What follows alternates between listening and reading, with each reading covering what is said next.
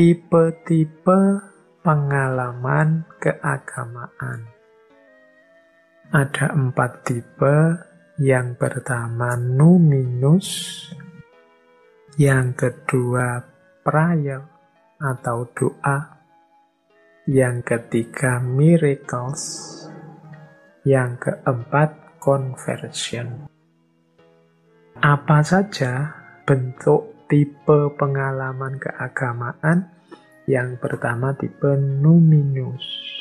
Tipe numinus itu rasa dalam diri kita yang merasakan hadirnya Tuhan atau adanya sesuatu yang jauh lebih besar dari diri kita sendiri. Misalnya kalau kita sedang menatap langit atau ada di dalam tempat ibadah dalam masjid. Coba teman-teman bedakan rasanya ya. Dari luar masjid, kemudian masuk ke dalam masjid. Itu kan ada perubahan rasa di situ. Mungkin gelombang otak kita juga agak turun sedikit begitu kita masuk ke masjid. Ada rasa kita sedang masuk ke wilayah keagungan. Kita sedang masuk ke sesuatu yang besar yang kita tidak ada apa-apanya. Itu namanya pengalaman numinus.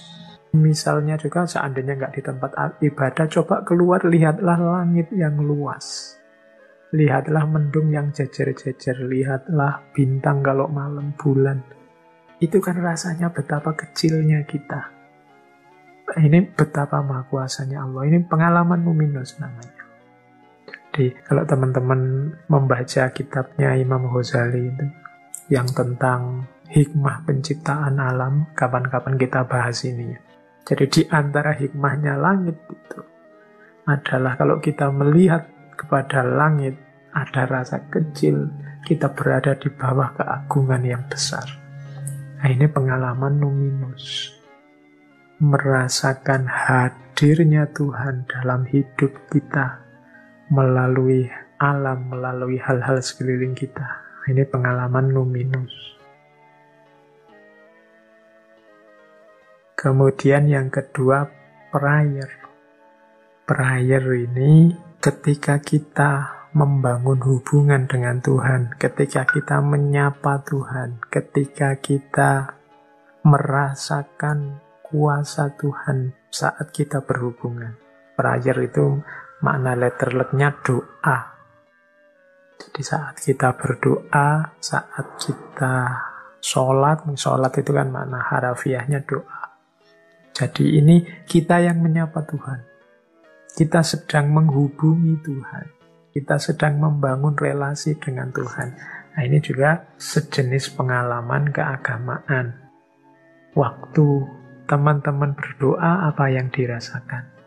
Ini doa yang serius ya, karena banyak di antara kita yang doanya ya doa formalitas. Kalau doa formalitas itu doa yang mudahnya adalah doa yang Allah tidak hadir di situ. Bahkan kalian minta pada Allah, tapi isi kepalamu sama sekali bukan Allah. Mungkin membayangkan hasilnya, membayangkan suksesnya, Allahnya sendiri dilupakan. Kalau ini ya pengalaman keagamaannya tidak tuntas dalam prayer. Dalam prayer itu fokuslah pada kita ini sedang berhubungan, sedang membangun relasi dengan Allah. Kalau kita sedang sholat, bayangkan bahwa kita ini sedang ngadep padanya, yang maha kuasa, maha segalanya, menguasai hidup kita dari A sampai Z. Nah, doa yang serius semacam ini akan menghasilkan pengalaman keagamaan yang luar biasa.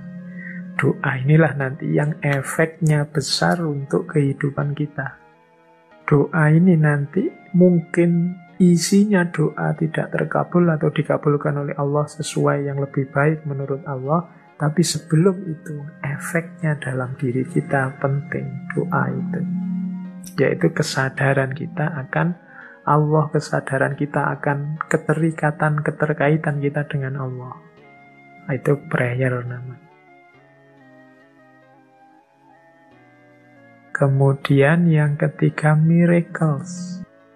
Miracles ini sesuatu yang luar biasa, yang tidak seperti biasanya, yang membuat kita semakin yakin pada kuasanya Allah. Ini miracles, mukjizat. kita mungkin sudah putus asa, wah tidak mungkin kalau lihat situasi hari ini, corona ini bisa 1-2 bulan lagi. Ternyata mungkin entah ada peristiwa apa, bulan depan corona selesai. Ini kan miracle. Kejadian semacam ini, orang yang mengalami hal semacam ini biasanya tambah beriman kepada Allah. Jadi tambah yakin akan kuasanya Allah. Nah, ini miracle. Maka boleh jadi tips ini teman-teman, bacalah hidupmu sebagai kemukjizatan-kemukjizatan. Ini akan semakin menambah keimanan kita pada Allah. Peristiwa-peristiwa biasa dalam hidupmu, bacalah sebagai peristiwa yang luar biasa. Karena hakikatnya apapun capaian kita itu kan kalau tidak ada intervensinya Allah juga tidak akan hasil. Pahami setiap peristiwa sebagai mukjizat darinya. Alhamdulillah Pak, malam hari ini saya sempat ikut ngaji. Biasanya saya lupa. Biasanya saya telat lupa, tapi malam hari ini bisa sejak awal. Wah, ini kalau tidak ada anugerah dari Allah yang mengingatkan saya, pastinya tidak. Itu padahal ya cuma biasa ngaji sejak awal, itu kan biasa. Temanmu yang lain juga banyak begitu. Tapi ketika kamu baca sebagai pertolongan dari Allah, peristiwa yang biasa ini jadi luar biasa. Membuatmu semakin dekat dengan Allah. Bagi yang lain biasa, karena dimaknai biasa, tidak nambah apa-apa. Tapi bagimu yang memaknai luar biasa, peristiwa ini membawa hikmah, kamu semakin dekat dengan Allah. Sekedar makan malam, nongkrong neng angkringan misalnya. Paling habisnya cuma 5.000. Itu kalau nongkrongnya tidak lama-lama, kamu cepet-cepet dulu, karena nongkrongnya lama-lama entah oke. Kamu nongkrong di situ ngambil nasi cuma sebungkus, 2 bungkus. Kamu terus, alhamdulillah ya, 2 bungkus kecil aja perutku sudah kenyang seperti ini. Allah luar biasa dengan kuasanya. Oh, itu padahal ya cuma angkringan karena uangnya terbatas, kamu makan cuma 2 bungkus. Tapi begitu kamu maknai ini anugerah dari Allah, pertolongan maunah dari Allah. Wah, dia peristiwa makan yang sangat biasa itu bisa jadi semakin mendekatkanmu dengan Allah. Kalau dalam bahasa kita nganggapnya dia bernilai ibadah. Bisa jadi jalannya pahala, jalan kita semakin dekat dengan Allah. Jadi boleh, ini bagian dari pengalaman keagamaan. Sebenarnya pengalaman biasa. Tapi kita maknai dia sebagai anugerah Tuhan, kuasa Tuhan, kebesaran Tuhan. Kuasa Tuhan ya, di era COVID seperti ini, manusia masih tetap bisa berhubungan.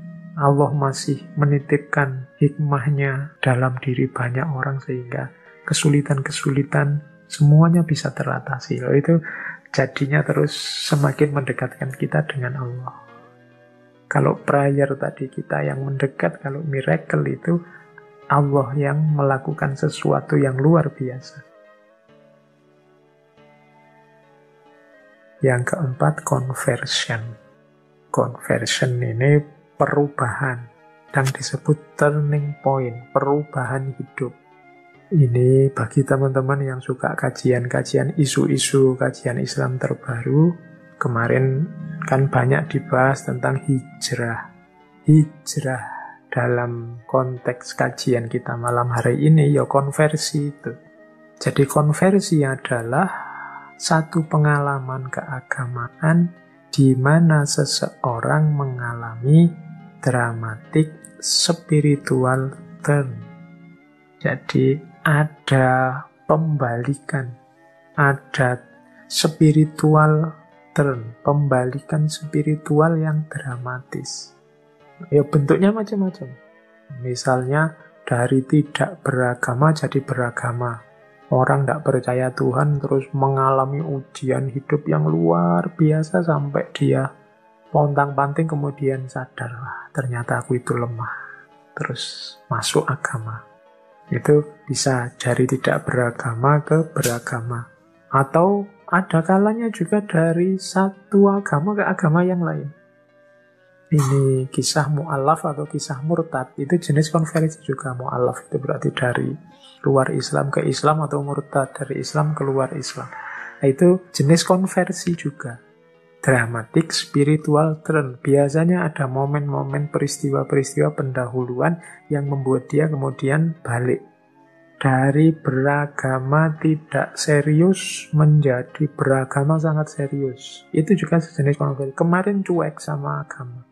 Iya kalau ditanya agama sih, ya saya Islam Pak saya. Tapi mungkin asal-asalan saja, tidak terlalu peduli sama agamanya.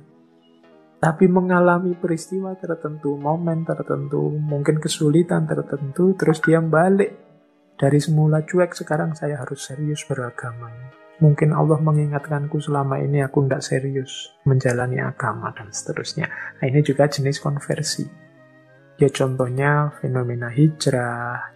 Kemudian kalau dalam sufi taubat yang nasuha, taubat yang serius, bukan taubat yang hanya retorika, itu juga jenis konversi. Jadi hubungannya dengan perubahan gaya hidup yang drastis. Dramatic spiritual turn. Nah, modelnya biasanya 3. Kalau di William James itu, konversi itu anugerah Tuhan.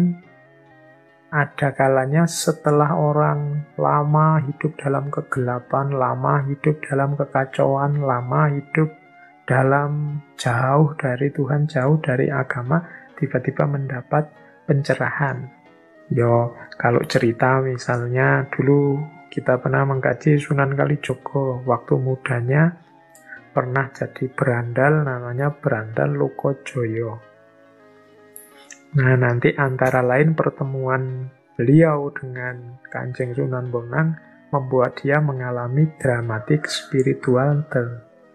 Sebenarnya sebelumnya dia juga mengalami peristiwa pahit, kegelisahan, kegalauan hidup. Wong beliau anaknya bupati. Cuma digambarkan punya kegelisahan hidup sendiri sehingga ekspresinya adalah kenakalan-kenakalan. Sampai kemudian diusir dari istana, kemudian di luar jadi berandal, kemudian mengalami dramatic spiritual turn, pertobatan. Nah ini gaya pertama, setelah lama hidup galau, hidup gelisah, berakhir dengan pencerahan. Jadi ini jenis konversi.